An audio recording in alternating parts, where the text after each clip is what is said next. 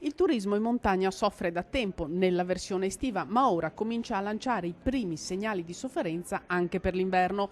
Colpa della crisi, certo. Ecco che, per dirla come Federalberghi, è urgente aprirsi al mondo che sta cambiando. Ci ritroviamo oggi una popolazione turistica che non solo è giovanissima nelle Dolomiti o le famiglie tradizionali, ma anche gli anziani, che sono coloro oltretutto che hanno maggiore tempo, perché per fare vacanza due sono i requisiti: avere soldi, e le banche le possono prestare, ma il tempo non te lo presta nessuno. Il sistema alberghiero deve avere attenzione, interesse e analizzare per bene quali sono le necessità in vacanza dell'ospite della terza età. La riflessione nasce a margine delle iniziative dell'associazione Parco Cadore, che da tempo porta in vacanza a Pieve persone malate. La montagna giova a tutti. È stato dimostrato che uscire dal classico ambiente terapeutico migliora le condizioni grazie a tutta una serie di azioni collaterali all'ospitalità tradizionale, dalle conferenze alla piscina, dalla palestra alla danza, tutto aiuta.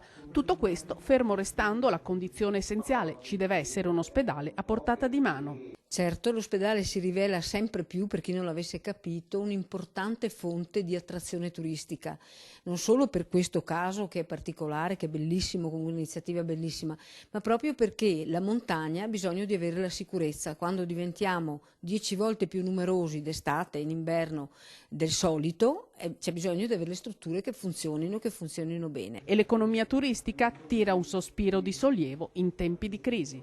La crisi è un momento magico, perché non è vero che il Medioevo, che era scuro, che era buio, era tutta negatività, si stava costruendo un rinascimento, quindi questo è il momento proprio nel quale dovremmo far scaturire progettualità, idee, far diventare vere delle idee per garantire stabilità economica per i prossimi 50 anni o per il prossimo ciclo economico, che non sappiamo che durata ha.